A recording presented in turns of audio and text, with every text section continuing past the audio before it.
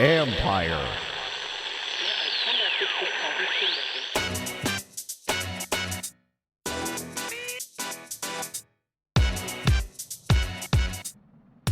The first quarter of the season is over, and so we're reassessing our power rankings.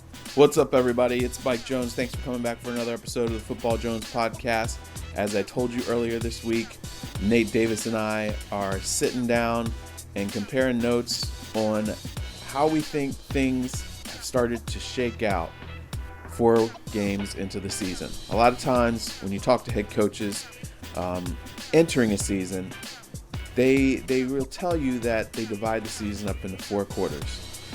The first 4 games are kind of like a feeling out process, even before the pandemic killed the preseason. But they'll tell you that the first 4 games are really as you're kind of trying to find your identity and figure out who you are. And then the next 4 games, you start establishing yourself. The third quarter and the fourth quarters where you really are making that push for the playoffs. So these last 4 weeks, teams have been working out the kinks and trying to figure out who they are. So we're going to get down to all of that. I will make a note that we recorded this before the Thursday night game where the Chicago Bears, man, I really don't know what to make of them. I haven't believed in them, but here they are, 4-1 after, well, I mean, they definitely beat the Tampa Bay Bucks. Nick Foles looked much more like the guy that the Bears thought they were getting when they turned to him as a starter after really struggling last week. The Bucks, a lot of penalties. It's pretty concerning that they were so indisciplined in their play. And I tell you, Tom Brady, forgetting what down it was in the final seconds of the game, not very Tom Brady-like. So it's going to be interesting to see how things continue to shake out with these teams. But anyway, here we go. Nate Davis and I, my colleague from USA Today Sports, are going to break it all down and tell you what we think, and I hope you enjoy it.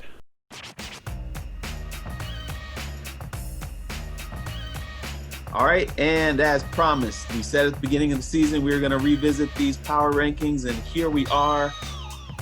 My guy, Nate Davis, he's rearranged some things, and we're going to go over it all. Nate, how you doing, man? Good, Mike. How are you? Staying safe? Yep.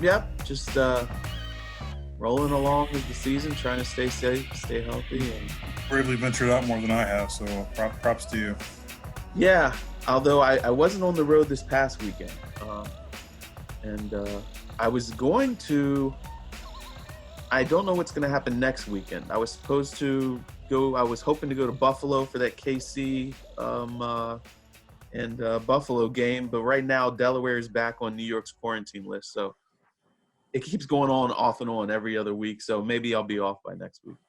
Well, I'm sure those Bills Mafia people would treat you very well, let you tailgate out there with them, and it's a shame if you miss that. Sorry to jump through some tables and stuff like that. That's right. Yeah, so as we said, I wanted to go over your power rankings here because things have changed since the start of the season. The first quarter of the season is what a lot of NFL coaches, look at, that's kind of as they're getting stuff in order, and is definitely this year with no preseason games. And so people are jockeying for position, but I do think that teams are starting to define themselves. Maybe there's some slow starts that teams will recover from. But what has stood out to you so far, just as a whole, before we get into your rundown of picks? What have you thought of this first 4 weeks of the NFL season?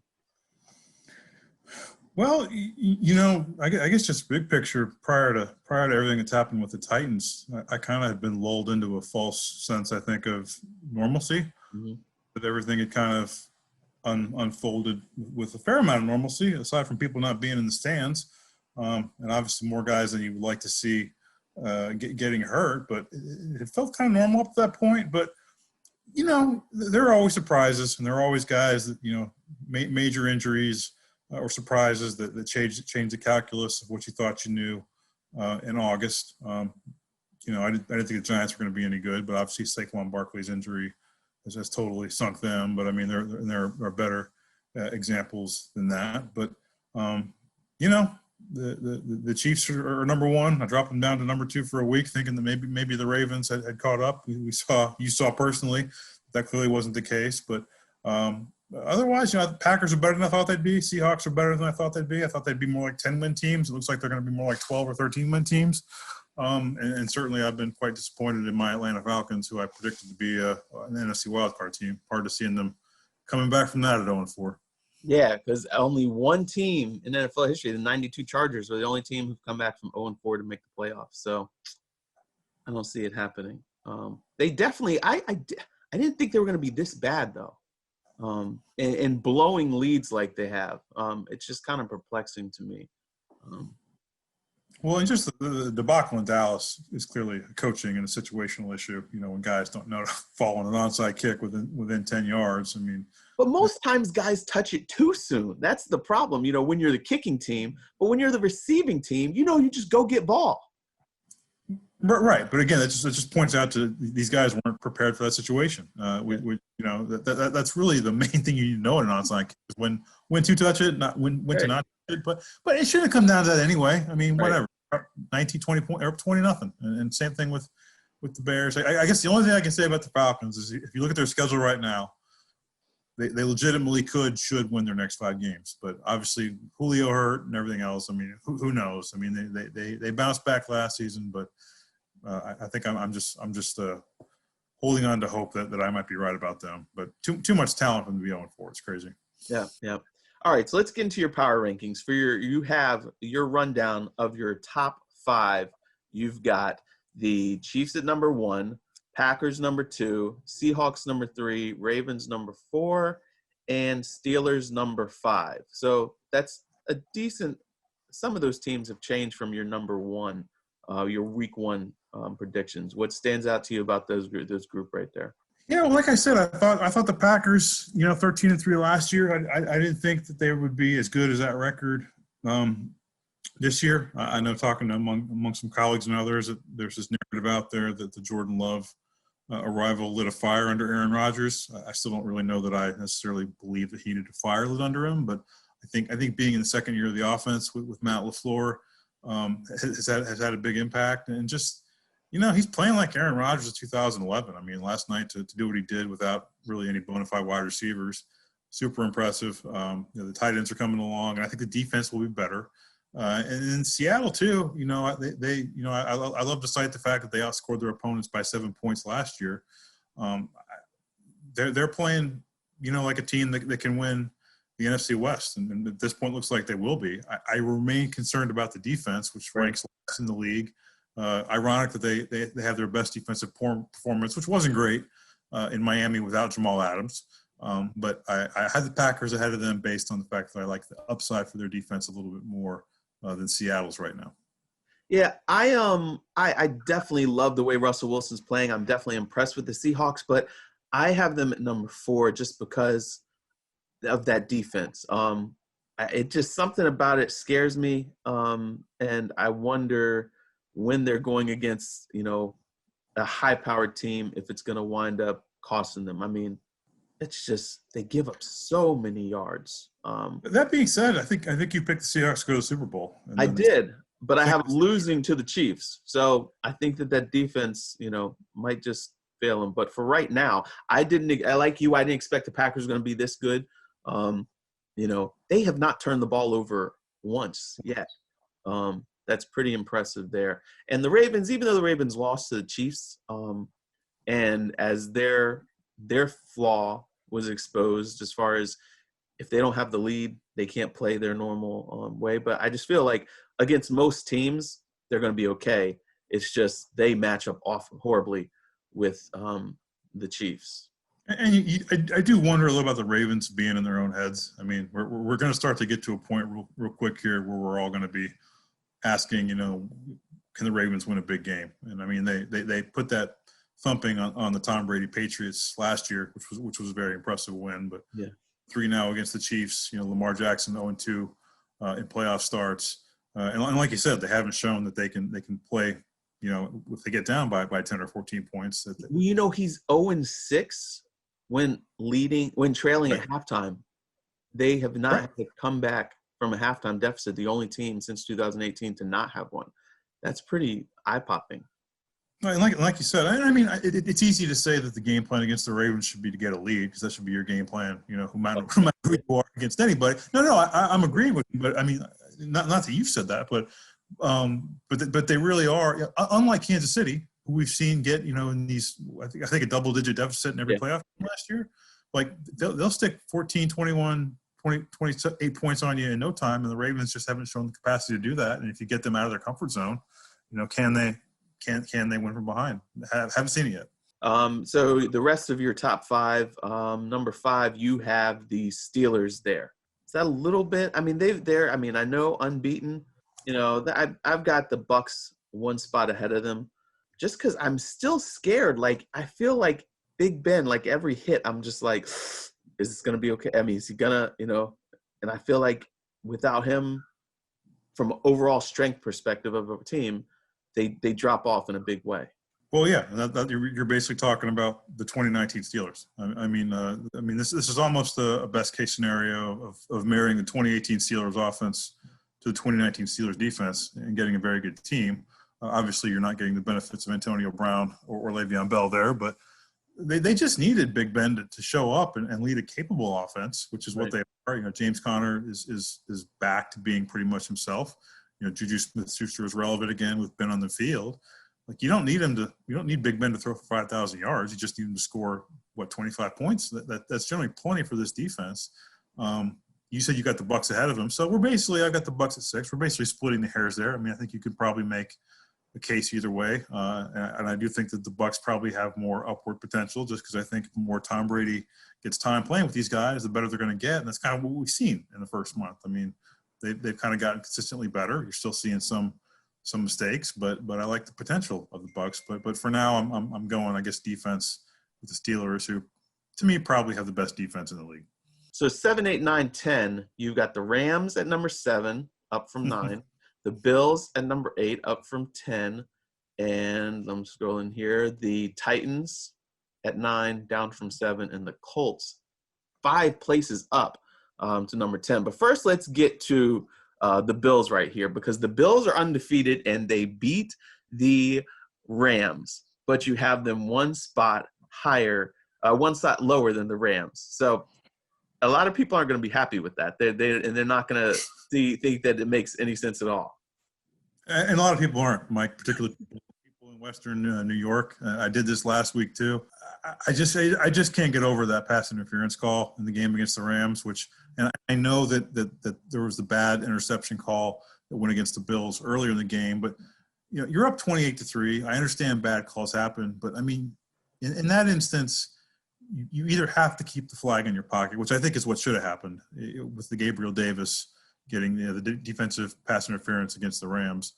It wouldn't bother me if it was offsetting and you replay the 4th down, but I really thought that the refs, I mean, that game was over, and the refs decided it wasn't on a very, I don't want to say fishy, but just a call that you don't make in that scenario, in my judgment. So I'm my guns on this one and keeping the Rams one spot ahead for the Bills with the right to change my mind. That being said, I would like to say that I think the Bills are a very good team. I picked them to win the AFC East before the season. But to me, they're also a team a little bit, and I haven't had them in my top 5 at any point or anything.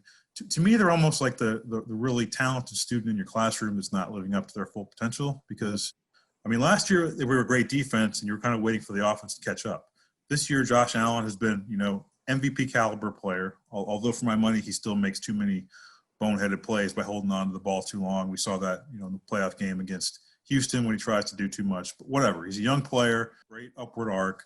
But I want to see more from that defense. I mean, they're not closing out games effectively. I want to see more from Ed Oliver, the first round pick from last year, who I really thought would be a more disruptive guy now. Secondary hasn't been great this year, so I like this team. I think they should be in the top 5 based on their talent, but I don't think based on performance they deserve to be that high yet. But they have had some injuries on defense, and so they're getting some guys back. But I do think, I mean, they've also played the Dolphins and the Jets, Mike. So. Right, and they're giving up 25 points a game despite playing the Dolphins and the Jets. Right. So yeah. I kind of like, I understand this here, but at the same time, when you look at the numbers, you're like, you guys should be better than this. Because last year they were only giving up 16 points a game. And again, early in the year, no preseason, working out kinks, dealing with injuries. But I just, for some reason, I don't see them measuring up against elite teams. I think they're very good right now. Again, who they played, probably if they had a rematch with the Rams, I don't know if the game is that close, but I still think they're very good. They're better than what I thought they were going to be. Yeah, I mean, they're very good. And I thought that they would be better. I mean, you can't argue with 4-0, but I thought it would be a more dominant 4-0 to this point. I'm looking forward to seeing, like you said, how they stack up against Tennessee. I mean, hard to kind of know what you're going to see from Tennessee after what they've been through. But that Chiefs game obviously will be quite a measuring stick. It's going to be in Buffalo. That should tell us a lot. Mike, I got to know, pass interference or not? Oh, no. That was not pass interference. That was a gift of a call. Yeah. I mean, I tweeted that right away. I was like, man, they got a gift of a call right there. Yeah. No, that was not pass interference. I wish that the Titans had one more week, like play somebody and then they play the Bills, because just coming off of this COVID, all this stuff, and they think that maybe their facility is about to open up and that they'll have a full week of practice. But I just don't know what this uncertainty will do for their momentum here. I agree with their place that they should be in the top 10, but I don't know if we're going to see the best out of the Titans this week coming up here. Yeah, it's hard to know just based on what these guys have had to deal with. I mean, it wasn't really a bye week. It was, being stuck at home and constant, all the testing. And, obviously they should, in theory, be fresh. But I moved them behind the Bills, obviously, this week because, I kind of think that they're kind of in the same boat. I mean, they've won all their games, but not necessarily, squeaked by the Jags, squeaked by the Vikings. I mean, it's great that they're 3-0, but, if not for Steven Gostkowski making those clutch kicks at the end, they're about that close to being 0-3. But this is a team that caught fire last year. They still could. But like you said, yeah, it's just I think that's about the right spot for them, bottom part of the top 10. But you'd like to see them play, put a full game together. And there is going to be that question about how the pandemic is going to affect their momentum. Now, the Colts round out your top 10. I don't know. I just don't believe in them still. I've got the Patriots number 10 because the way that their defense played last night, I think if you have a healthy Cam, I'm not saying they beat the Chiefs, but they definitely – they gave them a run for their money last night. And, Jarrett Stidham and Brian Hoyer threw the game away. I think that their overall strength, they have Cam back. I think that they're a top 10 team. And I have the Saints because – again, I believe in them more than I believe in the Colts.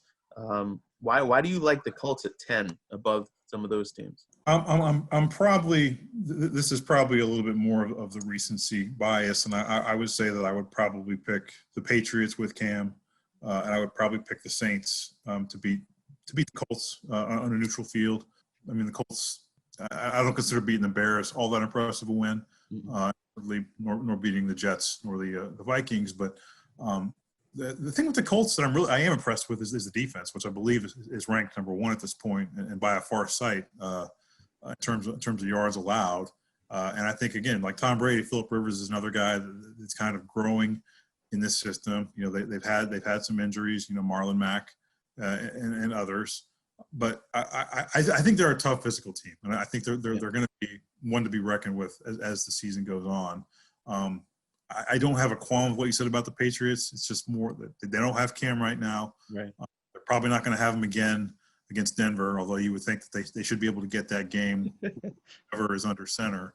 And I love the Saints. Like I said, I picked the Saints to win the Super Bowl, but I don't think they deserve a top 10 spot right now. I get losing the Raiders without Michael Thomas. I get struggling without Michael Thomas. But to me, I don't know. What's your takeaway from the performance in Detroit, where they give up the first 14, score 35 in a row, which is what you want to see, and Drew Brees actually throwing the ball downfield.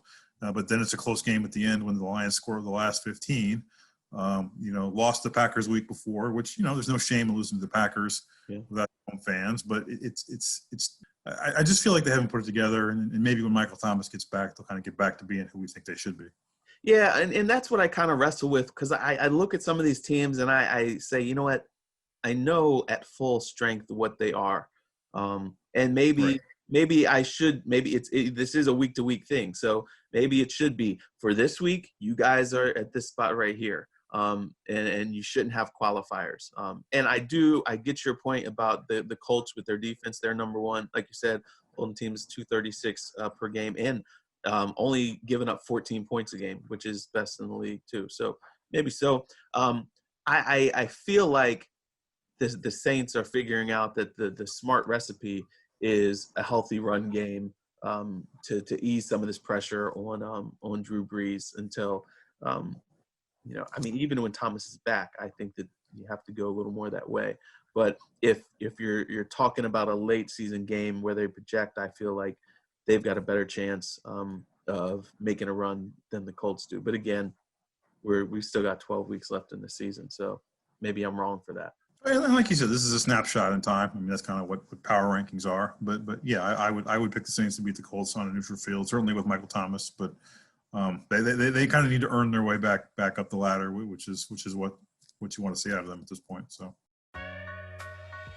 I find your number 11 team very intriguing. You had the Browns jump up from number 17 to 11 ahead of the Patriots, the Raiders, the Saints, and the Panthers. You believe? Are you buying into the Browns like that? Well, part of that jump, and it was a jump, but part of it is a function of teams like the Patriots, losing. The Cardinals doing the face plant in Carolina, they dropped down. The 49ers, who I think are probably a better team overall than the Browns. I don't know if they are right now, certainly without Jimmy Garoppolo and all the issues they have. So it kind of gets back to this snapshot picture. But I am impressed, with Cleveland, and you can say that who have they beaten. They beat the Bengals, and I think the Bengals are showing that they're a better team than maybe people gave them credit for. They beat Washington, which they should. Mm-hmm. And super impressive against the Cowboys. And we could talk about the Cowboys, and they probably shouldn't be 1-3, although some people will say they should be 0-4. With that defense, they should. Yeah, but I mean, the Browns, name a team, and I realize that Nick Chubb is hurt right now, mm-hmm. but name a team with a better group of offensive skill players than the Cleveland Browns. Baker Mayfield is you hate to call a guy a game manager, but that's effectively what they're asking him to do. Run the ball and hear Baker throw it about 25 times a game. That's all we really need out of you. Yeah. And then, Myles Garrett, I thought he'd be the defensive player of the year. Right now it looks like, he's on track to be leading the league in takeaways. So you're getting an offense with a bunch of firepower married to a defense that, maybe on whole the numbers aren't great, but they are generating, I think it's seven turnovers already. That's going to win you football games. Right. I look at who they played, and I'm just fair. And maybe it's also because they hurt me last year. I was one to believe, I was all in, and then they let me down. So I'm a little bit bitter still. And I think that's part of why I like him too, Mike. And I think Kevin Stefanski deserves all the credit in the world for being a rookie head coach. He's never been head coach at any point in his career. Only been in one organization, 14 years with the Vikings. To not have an offseason amid the pandemic and to come in and implement your playbook and implement a culture. And I think what Kevin Stefanski wants to do on offense fits them so much better.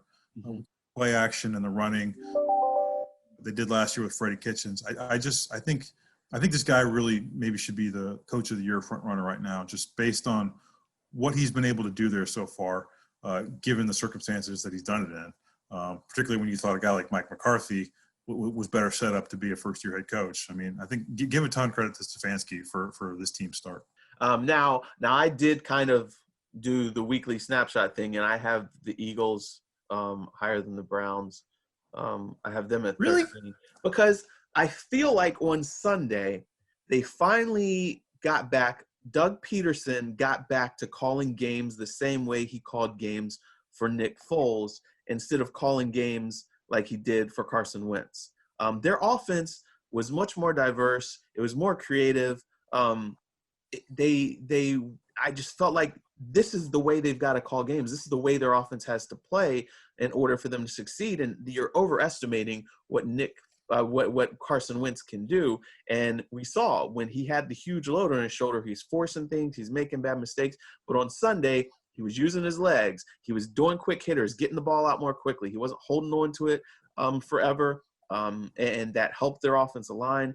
Their defense, all of a sudden, is finally getting pressure. They came at Trent Williams, and he has been looking very good now that he's back. But they got a lot of pressure off the edge. I just felt like this Eagles team finally got back to buying into everybody's got to do their job.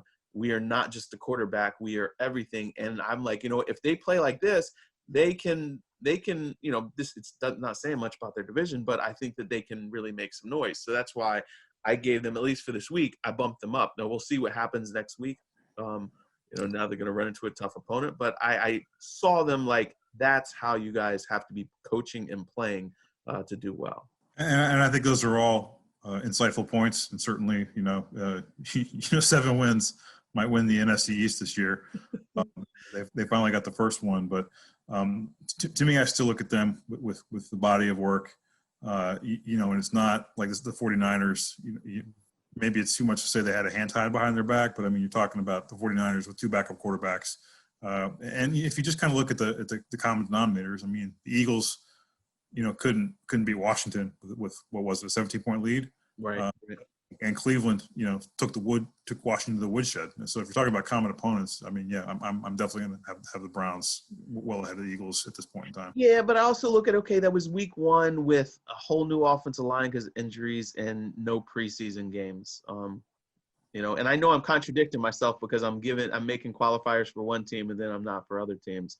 But when I look at the way that they've started, they always kind of start kind of slow and then boom, they start to hit a stride. And I'm like, okay, week 4, now maybe this is who they are. Maybe they'll go and fall on their face this week and you'll be justified for having them as low as you do.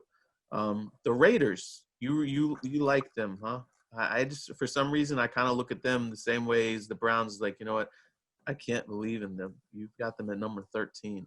Yeah, and I've got them one spot ahead of the Saints because I'm still giving them credit for that win over the Saints. I think the Saints, I'd still pick the Saints to win that game, particularly with Michael Thomas back in the lineup. But, I mean, Mike, you know, too, you also getting into this thing like where you've kind of got the 49ers down right now based on their injuries and, like, what really is the difference between Team 13 and Team 20? I mean, a lot of times you're splitting hairs, but I honestly don't really believe in the Raiders. I think the offense has potential. It looks better than it has. I mean, they're 2-2. No shame in losing to the Bills nor the Patriots. But to me, the question with them is even if the offense scores 31 points a week, it still looks like the Raiders are going to give up 35 a week.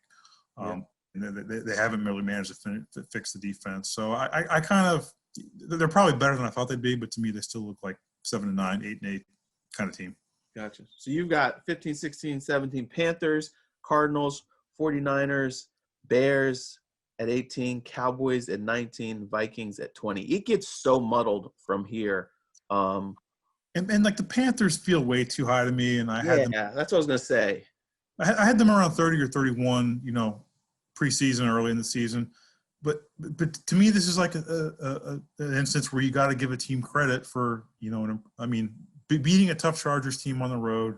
And I don't know what to make of the Cardinals, but I mean the Cardinals have some talent, and they just beat them. And both those wins come without Christian McCaffrey, which to me that says something for what the Panthers are building there. And if nothing else, it shows resolve and toughness and a team with a rookie head coach and an entirely new staff not going into the tank without their best player and putting some wins on the board. So good for them. Yeah, and I do feel like, hey, if there was a week that that Matt Rhule was going to win a matchup, it was going to be against Cliff Kingsbury here because of their history, and he's the reason why Cliff Kingsbury got fired in college.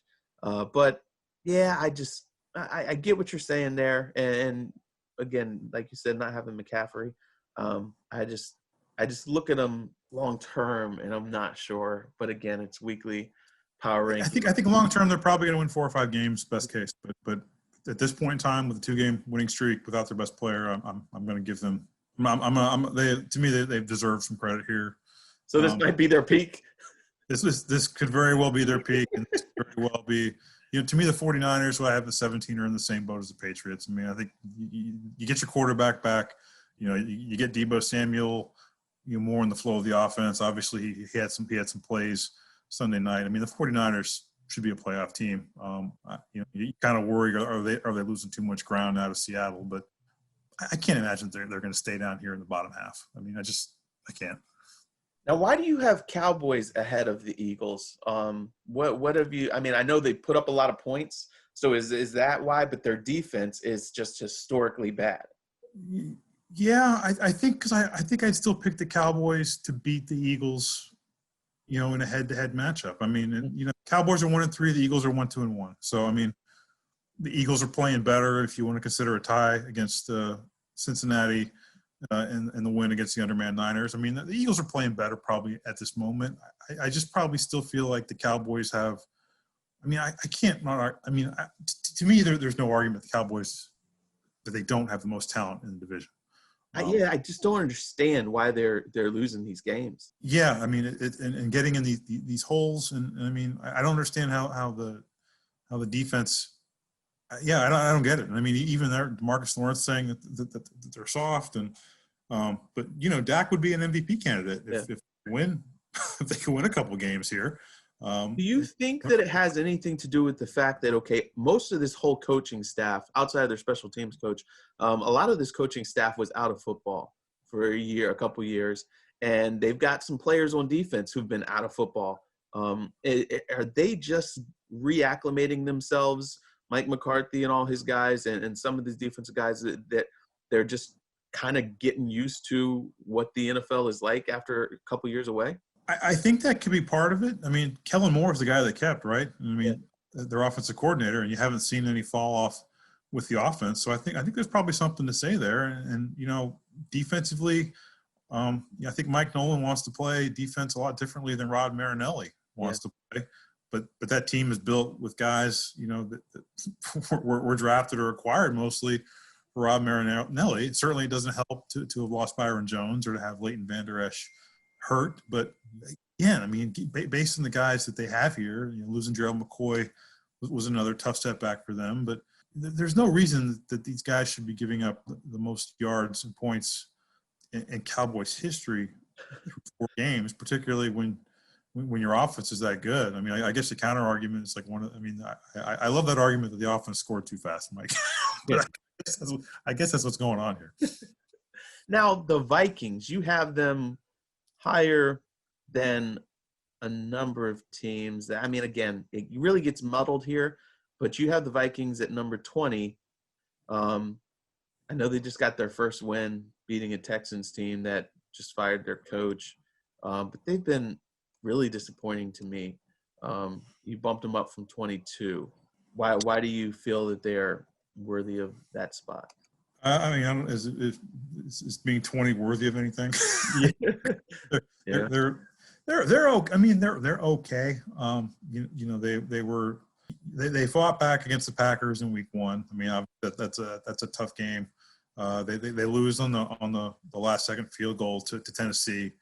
I mean, to me, they really only embarrassed themselves in that game in Indianapolis. And again, if you're paying attention to that Colts defense, they made Kirk Cousins look really bad. To me, the big issue with the Vikings probably is that they haven't had Danielle Hunter in the lineup. And when you've got, I mean, they basically lost all their cornerbacks in free agency. And they've got 3 really young guys as their top 3 corners right now, 2 rookies and a third-year guy. And Mike Hughes is there too, but not playing as much right now. But if you're going to throw out a bunch of young cornerbacks in a league where everyone wants to put the ball in the air, and you don't have the pressure from Danielle Hunter, and Yannick Ngakoue has kind of done as much as he could, but they're just so exposed on defense. And Mike, they're playing Russell Wilson this week. Yeah. Up with that. It's not good. Again, and I had them. They were the team that I picked that had made the playoffs that was going to slide backwards, and I think that this is going to be another rough one here, and they could go a little while without another win. But as I'm looking here at the bottom half, you've got Chargers, Eagles, Bengals, Falcons, Lions, Dolphins at 26, Texans at 27, Broncos at 28, Jaguars 29, Washington 30, Giants 31, Jets 32 last. Are there anybody in that bunch that you think that could make a real leap within a week or two? Or is this just going to be kind of a slog of really evenly paired, bad, kind of bad teams? I thought the Texans could make a run, given who they had. They had to play Kansas City, Baltimore, Pittsburgh, the first 3 weeks. But it seems like, I don't know. I don't really see them turning around at this point after, basically throwing in the towel, firing Bill O'Brien. I mean, maybe Romeo Crennel can spark something there, but it's hard for me to see them doing it.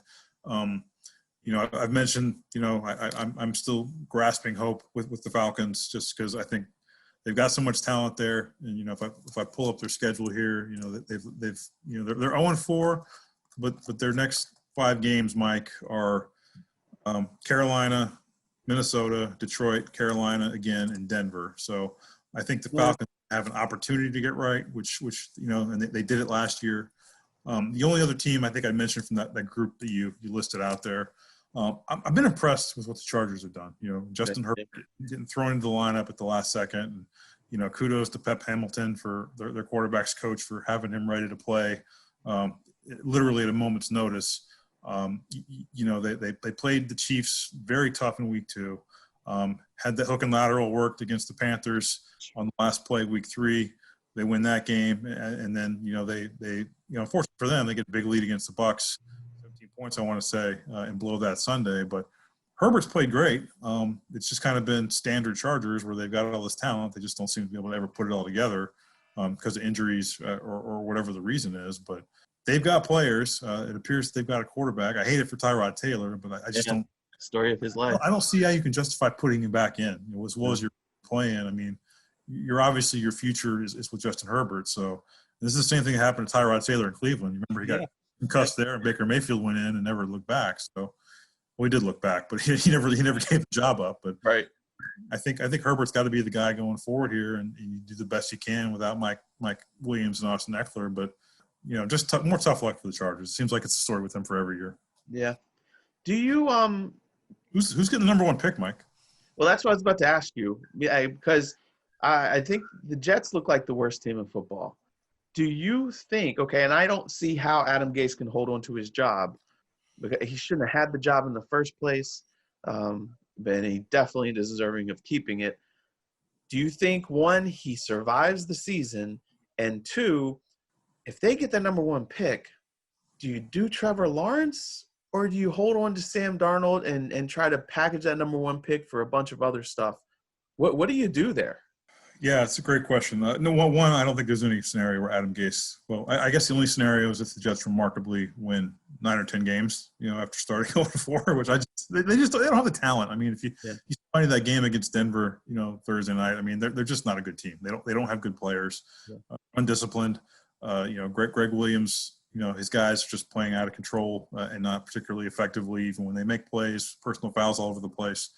I think the Jets are in the driver's seat right now for that number 1 pick. And I think if Trevor Lawrence is the player that everybody thinks he is, and we're talking we're talking about him in the same way we're talking about John Elway, Peyton Manning, Andrew Luck, that kind of player coming out of college, not just a number 1 pick, but like a number 1 pick kind of guy that you see every 10 years. I just don't see how you can say no. And I think I take him. And then, I don't know what you can even get right now in a trade for Sam Darnold, because, I mean, you almost have to assume, he's damaged goods right now, with the shoulder injury and all the problems they have. I hate it for Sam Darnold because I think he's a talented player too, but I think you have to take Lawrence. And the other thing too, you mentioned, Mike, about maybe packaging the number 1 pick for a bunch of picks, is I think the 2021 draft is going to be one of the trickiest we've ever seen in terms of, it's been difficult for scouts to look at these guys already. How many guys that you really wanted to see have already opted out in college football. You're not going to have the sample size of games. So I just think there's not going to be that many known commodities to the degree there ever is in a draft. But I think Trevor Lawrence is going to be one of the few. And I think if you're in a position to take that guy, if you're the New York Jets, I think you got to do it. I agree with you, and that's a very good point about evaluating the college season. And you know what? Probably the best thing for Sam Darnold is a fresh start somewhere. I think that he's a talented quarterback. I just think he's just had a bad situation. probably good for him. Go somewhere, sit under a veteran for 1 year, and then just have a reset to his career, because I think he can play. It's just it's basically looking like the same scenario you saw, with the Cardinals with Josh Rosen. But I think that Darnold is better than Rosen. I agree. I think he's better, but he's had. I mean, you're also talking about a guy who's going to be going into his 4th year, and you're talking about the 5th-year option and other stuff. Like even if, are you better off taking Trevor Lawrence and just kind of hitting the full reset, or hoping that Sam Darnold gets enough around him at some point in 2 years and then you're up against a contract situation. And I just kind of think his window, through no fault of his own, it seems to be closing there. And maybe he can go pull a Ryan Tannehill somewhere. Let's hope he can. I think he deserves a better opportunity. Yeah, exactly. All right, Nate. Well, this was fun. Good discussions here. It'll be interesting to see how this thing continues to shake out. I appreciate you getting back on here and revisiting it, and hope that Bills Mafia doesn't come after you too hard. But you got my back though, right? I got your back. There for me. They deserve to be below the Rams, because that was like, I don't know if they had some money on the game or what, but shouldn't have happened. Refs didn't get a preseason either, Mike. Yeah, true. But, all right, Nate, tell everybody where they can find you. You can find me at BY Nate Davis on Twitter. I'll try to illuminate you. I'll try not to fight with you. And I'll be looking forward to retweeting the Mike Jones Football Podcast whenever it's released here. All right. Sounds good. And, of course, all the stuff, great stuff on usatoday.com. Hope you guys have a great day, great week, and we'll talk to you again next time. Stay safe, Mike. Hope you guys have a great weekend. Should be another fascinating week. As you know, the coronavirus has changed things for a couple teams. The New England Patriots are now, because they've had no more positive tests, they are now going to be playing on Monday at 5 p.m. So we're going to have 2 Monday Night Football games again, and it looks like the Titans will play on Tuesday. That's if they don't have any more positive tests pop up. But it's going to be a fun stretch of football games. Sunday, Monday, Tuesday, 3 days in a row. Here we go. All right, hope you guys have a great one. Again, you can read me at usatoday.com. Follow me on Twitter and Instagram at @ByMikeJones. Please tell your friends about the podcast. If you have any questions, shoot me an email, mjones@usatoday.com, or hit me on Twitter at @ByMikeJones. And I will talk to you guys next week.